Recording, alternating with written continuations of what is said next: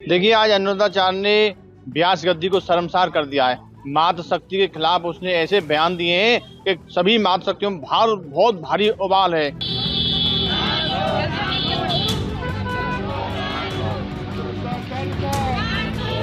लेकिन इस बार उन्होंने ऐसा बयान दिया है जिससे सुन के कोई भी शर्मसार हो जाए कि उन्होंने अविवाहित लड़कियों के चरित्र पर सवाल उठा दिया। कुछ लड़कियां, आप देखो मेरी वीडियो से कुछ शब्द हटा दिया।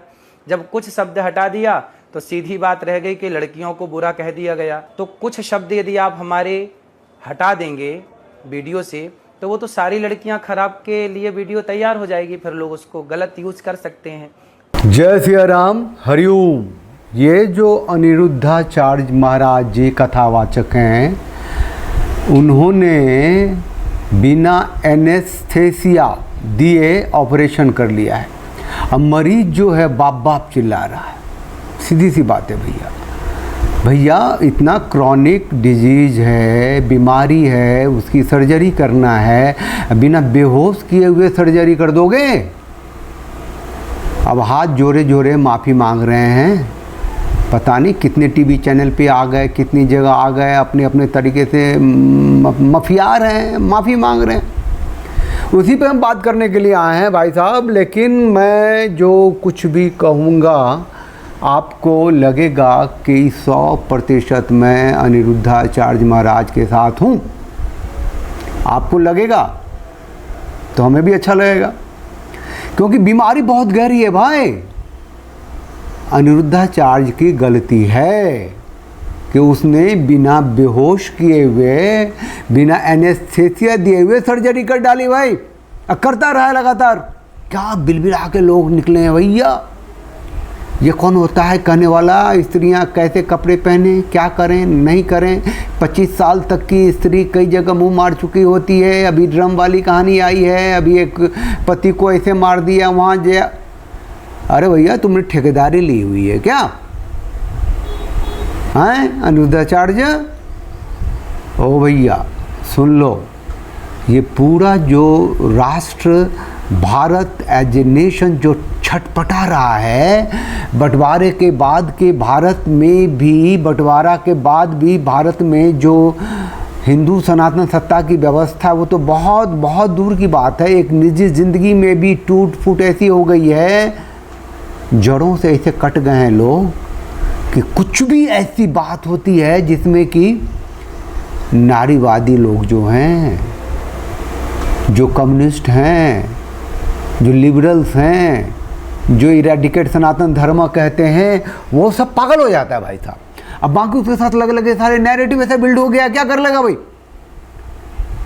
थोड़ा सा अपनी बात रखूँगा, थोड़ा तबीयत से रखूँगा और आपके सामने आपकी प्रतिक्रिया चाहूँगा। आप चैनल को लाइक कीजिए, शेयर कीजिए, सब्सक्राइब कीजिए, बेल आइकन को प्रेस कर दीजिए, आपको नोटिफिकेशन मिलता रहेगा। और प्लीज़ ज्वाइन बटन को क्लिक करके सदस्यता लीजिए, चैनल को बड़ा कीजिए। और जो आपके सामने जो फ़ोन नंबर है, ये आपके लिए है। चैनल को आप स्ट्रेंथन कर सकते हैं, मजबूती दे सकते हैं। ये किसी एडवर्टीजमेंट स्पॉन्सर पे चैनल नहीं है, आपकी बात कहने के लिए आता है, आपकी प्रतिक्रिया चाहता है। आप लाइक शेयर सब्सक्राइब जरूर कर दीजिए। मुद्दे पे आते हैं। और हाँ, एक अभी शोर जो चल रहा होगा बैकग्राउंड में, उसे बर्दाश्त कीजिए। ये शोर बैकग्राउंड में भी है, माथे के अंदर भी है, दिल में, हृदय में भी है भैया। चारों तरफ शोर ही शोर बचा हुआ है। ये जो है क्या कहते हैं, राम नरेश तिवारी, ये नाम क्यों लिया मैंने? श्री राम नरेश तिवारी जी नाम है श्री अनिरुद्धाचार्य महाराज जी के पिताजी का। तो इसका मतलब तिवारी हैं। और इनका जो बचपन का नाम है वो है अनिरुद्ध राम तिवारी। तो भैया इन्होंने कोई नाम नहीं बदला, अनिरुद्ध नाम इनके पिताजी ने इनको दिया। और ये शिक्षित हुए, दीक्षित हुए, अनिरुद्धाचार्य हो गए। इसमें कौन सी बड़ी बात हो गई। तो ये हैं तिवारी और बहुत बहुत छोटी उम्र के हैं, 90 के बॉर्न हैं। क्या है, 27 सितंबर 1989, मतलब 35 साल 36 साल इनकी उम्र है कुल मिला के। ठीक है ना। अब चूँकि बहुत ही लो मिडिल ग्रेड, मतलब कहते हैं मध्य वर्गीय परिवार से रहे, मध्य वर्ग में भी जो निचले परिवार के रहे हैं, लेकिन इन्होंने सनातन धर्म ग्रंथों को विशेष रूप से श्रीमद् भागवत पुराण का अध्ययन किया। भागवत का पूरा कोर्स किया, है ना। और 2024 में एक अमेरिकी विश्वविद्यालय से इन्हें डॉक्टरेट की उपाधि मिली। कैसे मिली, क्या मिली, उस पर बाद में बतियाएंगे, अभी ज़रूरत नहीं है। अभी ये है कि इनको जो सब ठोक रहा है, पिट रहा है पूरी दुनिया, पूरा देश, पूरा समाज, मेरे जैसे थोड़े से कुछ लोग उनके साथ हैं। और साथ भी इसलिए हैं कि कह रहे हैं कि भैया तुम जो करो ठीक कर रहे हो, लेकिन भैया अनिरुद्धाचार्य महाराज जी बेहोशी की दवा दिए बिना सर्जरी नहीं होती। वो पेशेंट इतना चिल्लाता है कि मार देगा, बेचैनी एकदम बिलबिलाहट होती है। भारत में आप लिव इन के खिलाफ बोलते हो। भारत में आप नारी स्वतंत्रता जिसमें की है, कपड़े में अपनी मर्जी की पहनूं, तू मेरा बाप लगता है। अरे बाप कौन लगता है, बाप की मर्जी होती है क्या तेरे कपड़े पहनने में। भारत में आप उस वामपंथी और नैरेटिव के खिलाफ जाके बोल देते हो, गाय गंगा की बात कर लेते हो, गोबर की बात कर लेते हो। भारत में आप कह लेते हो कि स्त्री ठीक नहीं है, चरित्र की अच्छी नहीं है, 25 साल की होती नहीं है, वो कई जगह मुंह मार लेती है। आपने जो कहा है वो लोगों ने उसको जनरलाइज कर दिया है, लेकिन ऐसा है ना, भारत के कानून के हिसाब से लिव इन है ना, लिव इन रिलेशनशिप का कानून है। अभी उत्तराखंड में यूसीसी लागू हुआ है और उसमें है कि अगर आप लिव इन में रहना चाहते हैं तो आप एग्रीमेंट बनाइए, उसमें लिखिए कि हम लिव इन में रह रहे हैं, नहीं तो वो बाद में बलात्कार हो जाएगा। छोड़ी बोलेगी बलात्कार। विवाह होता है उसमें भी बलात्कार सुना है कभी धरती पे? वैवाहिक संबंध में जहाँ की सहमति है, सहवास है, संतति है, सामाजिक निर्माण है, सृष्टि है। तो इन सब चीज़ों के विरोध में बोलना, तबीयत से बोलना, तरीके से बोलना और ऐसा बोलना कि माथे को हिट कर पागल हो जाए, बिलबिला आ जाए, ये जो बिना एनेस्थेसिया के ऑपरेशन कर रहे हैं अनिरुद्धाचार्य जी, उसकी बिलबिलाहट है, ये उसकी बिलबिलाहट है, उसकी बेचैनी है। देखिए लगातार एक के बाद एक केस हम देख रहे हैं पिछले 1.5 से 2 महीने 3 महीने से। सोनम का केस, मुस्कान का केस, तो जो समाज की अभी परिस्थिति बनी हुई है कि लगातार लड़कियां सिर्फ अपने प्रेमी की वजह से अपने पति का मर्डर कर दे रही हैं। तो एक जो कथावाचक हैं, जो एक संत हैं, तो उनके मन की जो व्यथा है, भले शब्द, देखिए शब्दों का चयन उनका गलत होता है, ये बहुत बड़ी गलती है, लेकिन उनमें कि उनको उस मंच पर बैठने का कोई अधिकार नहीं है।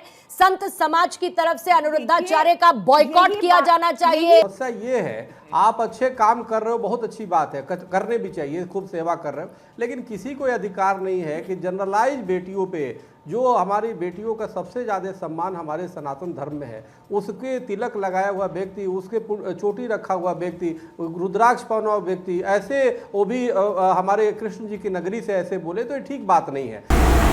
कोई बाप अगर चाहे आज की तारीख में वो अपनी मर्जी से बेटी की शादी कर सकता है क्या? अभी जो भी थोड़ा बहुत प्रैक्टिस में जो हमारी सांस्कृतिक धरोहर है, जो सभ्यता है, वो वहाँ बचा हुआ है। जो लोग जीवन को उस तरीके से देखते हैं जहाँ की आस्था है, निष्ठा है, अपनी परंपरा है, संस्कृति है, वो गरीब हैं, मजदूर हैं, गांव में हैं, खेतों में काम करते हैं, छोटे मोटे व्यापार करते हैं जीवन जीने के। लेकिन जो भी थोड़े बहुत पढ़ लिख गए, MNC में आ गए, अच्छे नौकरी में आ गए, अरे भैया हाँ 25 साल तक तो कोई बात ही नहीं उठती है। ये बात झूठ है कि लिव इन रिलेशनशिप का क्या मतलब। कोर्ट में चले जाओ ना, किसी थाने में जाके हो आओ, थोड़ा रिसर्च देख लो। शादी के बाद जो अवैध संबंध है, अवैध है ही नहीं। अब कोर्ट ने कह दिया कि तुम्हारी बीवी है, तुमने शादी कर ली है, तो उसका संबंध किसी दूसरे पुरुष के साथ है तो अपराध नहीं है। और उस दूसरे पुरुष के संबंध से उसके पेट में बच्चा होता है, तुम चिल्ला नहीं सकते भाई वो तेरा बच्चा है, उसके सब कुछ तुम्हें करना पड़ेगा, वो तलाक ले ले तो फिर तेरा बच्चा है। तो देश जब इतनी गंदगी में घुस चुका है, थोड़ा ही तब फर्क बचा हुआ अमेरिका होने से, थोड़ा सा। 18 साल का बच्चा है तो उसको घर में रहना ही नहीं है, वो अपनी मर्जी से कहीं भी जा सकता है। 13, 14, 15 साल का है, उसने पुलिस को फ़ोन कर दिया कि उसकी माँ उसकी बाप उसको टॉर्चर कर रहे हैं, तो पुलिस आके उसको लेके चली जाएगी। भारत में भी यथा स्थिति बस बनने ही वाली है। ऐसे में श्री अनिरुद्धाचार्य महाराज जो कहते हैं कि अपने धर्म ग्रंथों की बात करो, राम को देखो, कृष्ण को देखो, अपनी विधा सभ्यता को देखो, अपने माँ बाप को देखो, उनके यहाँ जो आती है मतलब कई, अरे कमीनों की एक फौज जो खड़ी हो गई है, वो तो इसको कहता है कि भैया जो रामायण में वो कहो ना उसको कि आज के तारीख में जो आधुनिक दृष्टांत हैं उसे जोड़ के क्यों देखते हो, तो who the hell are you to say anything. और बिलबिला का आ गए। अरे एक सवाल मैंने देखा, सुन रहा था कि भैया दूध क्यों चढ़ाते हैं शिवलिंग पे? 36 तरीके हो सकते हैं इसके जवाब के। शंकराचार्य ने इसका जवाब दिया था कि पानी का स्रोत क्या है, बिजली का स्रोत क्या है, वो पानी जब हम डालते हैं वो कहाँ जाता है, एकत्रित कहाँ होता है ना। और फिर दूसरा एंगल ये था कि शिव को क्यों जल और दूध अर्पित करते हैं, उनको पीड़ा कितनी हुई थी, उन्होंने कौन सा जहर पिया था जो समुद्र मंथन से निकला था। ये सारी चीज़ें जो ग्रंथों में हैं अपनी जगह हैं। और ये अनिरुद्धाचार्य ने कहा था अच्छा क्यों चढ़ाते हैं 5 रुपये 10 रुपये के दूध, उन नाली में बह जाता है। अबे सिनेमा कितने का देखते हो, 150 का, 200 का, 300 का, वो गरीबों को क्यों नहीं देते थे? हमारा विश्वास जो है उस पर सवाल क्यों करते हो भैया? हमारे विश्वास पे सवाल क्यों करते हो? करने वाले कौन हो? वही हैं जिनके घरों में पूजा होती है, ईश्वर का नाम लिया जाता है, लेकिन संस्कार बदल गए हैं। हमारी मर्जी, माय बॉडी माय चॉइस, तो उसको तो माय बॉडी माय चॉइस कहने वालों को, अरे तुम्हारा बॉडी तुम्हारा चॉइस कैसे हो जाएगा? किसी का भी गला काट सकते हो, अपना खून बहा सकते हो, माय बॉडी माय चॉइस। वो भी सुना है कि आत्महत्या करना भी तो अपराध रहा नहीं, अब तो कर लो। तुम्हारी कोख से जो बच्चा जनेगा उसका आचार विचार संस्कार DNA कहाँ का होगा? तुम्हारा बॉडी तुम्हारा चॉइस। तुम शादी किसी और से करोगे, संबंध किसी और से रखोगे, और विवाहेतर संबंध भी रखोगे, विवाह से पहले भी रखोगे। एक सवाल आता कि ये अनिरुद्धाचार्य अपने बेटी को, उनकी बेटी क्या होगी, उनको सास, जैसे कि मैं कह रहा हूँ कि ऐसा हो रहा है, भैया तुम अपनी बेटी की शादी अपनी मर्जी से कर दे, मान लेगी तेरी बात? क्यों नहीं कर देता? 14 साल में शादी। सिस्टम बदल गया है, नहीं कर सकते, अपराध हो गया है। करना भी नहीं चाहिए, 18 साल तो है ना, लेकिन संस्कार कहाँ जाता है? माँ बाप कहाँ जाते हैं? अमेरिका चला गया है बच्चा और माँ के अकाउंट में हर महीने पैसा आता रहता है, और 2 साल के बाद ताला खुलता है, बदबूदार सरांध भी ख़त्म हो चुकी होती है और नरकंकाल निकलता है, मर चुकी होती है, हड्डियाँ निकलती हैं। दिल्ली के सरोजिनी नगर की घटना, 3 साल पहले की घटना।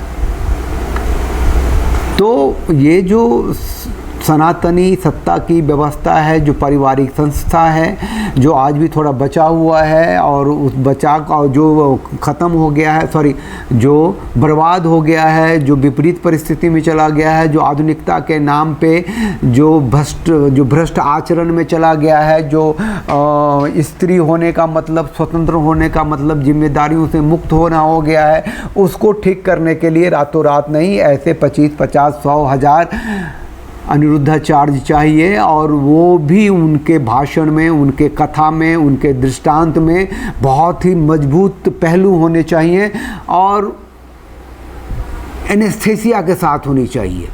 बस इतना कहना चाहता हूँ कि बेहोशी की दवा होनी चाहिए। उसको लगे कि जैसे कि अनिरुद्धाचार्य एकदम ठोक देते हैं खटाक से। एक स्त्री पूछी थी कि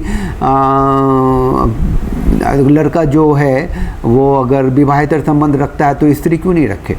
तो उन्होंने पूछ दिया था, अच्छा एंकर से ही, अच्छा आप चाहोगी कि आपके पति का कोई शेयर करे?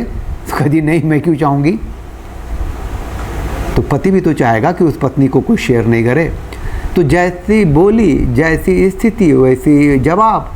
वो ठीक कर रहे हैं 100%, लेकिन वो इतना ठीक हो जा रहा है कि जिंदे आदमी को समझ लो कि वो ऑपरेशन जैसी बात हो रही है। तो नहीं, प्लीज़, अनिरुद्धाचार्य जी ने कई जगह माफ़ी मांगी है, कई तरीके से माफ़ी मांगी है, इसकी ज़रूरत नहीं थी। अरे वो क्या कहते हैं, वो क्या नाम क्या लूँ मैं, वो वुमेन कमीशन की जो चेयरपर्सन है, वो कहते मैं तो उसको जूते से मारूंगी।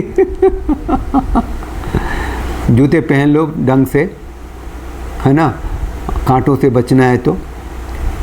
किसी को मारने के लिए जो धर्म सिखा रहा है, आचरण सिखा रहा है, और उसकी बातों में वो औरत शब्द आ रहा है, स्त्री आ रही है, संस्कार आ रहे हैं, तो उसको मारोगे? दुनिया देख रही है। चलिए, at the end of this episode में ये कहना चाहता हूँ, अनिरुद्धाचार्य जी ऑपरेशन जारी रखिए। थोड़ा सा बेहोशी की दवा देते रहिए। ये लोग बेहोश हैं, मतलब वो मतलब ऐसे चिल्लाते हैं, ऐसे मतलब पागल हो जाते हैं वो कि अब हम क्या करें। तो उनको थोड़ा सा सही से जवाब दीजिए। आप जो जवाब देते हैं बहुत तर्कशील जवाब होता है, सच होता है, सच होता है, और इतना सच होता है कि पागलपन हो जाता है, तिलमिला जाते हैं लोग, पागल हो जाते हैं लोग। बताइए, गोबर रख दिया था उनके सामने, आप तो गोबर का इस्तेमाल करते हैं ना, लोग गोबर लगाओ अपने चेहरे पे। अब हैं तो वो कथावाचक, क्या जवाब दें? वो कहना चाहिए, अरे पागलों, गधों, नामुरादों, चावल जो खाते हो वो भी पकाते हो, बिना प्रोसेस किए हुए दाल खा लेते हो क्या? बिना पकाए हुए हरी सब्जी साग खा लेते हो क्या? हर चीज़ का प्रोसेस होता है, गोबर का भी होता है, गौमूत्र का भी होता है, पंचगव्य बनते हैं। धरती को धारण करने वाली तो गाय है।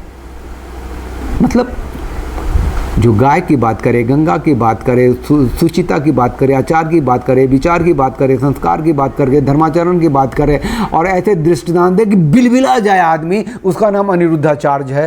अनिरुद्धाचार्य जी, एनेस्थेसिया देना शुरू कीजिए, अपना काम करते रहिए, इनकी बेचैनी जो है वो बनी रहेगी, है ना। और आपके से जो आपके खिलाफ जो उतर के लोग आ गए हैं, उसके खिलाफ ना है जो अल्लाह हो, मुल्ला हो, राम कथा पे करते हैं, शेरो शायरी करते हैं, कभी सम्मेलन करा देते हैं, अली मौला का गाना गाने लगते हैं अपने व्यासपीठ से।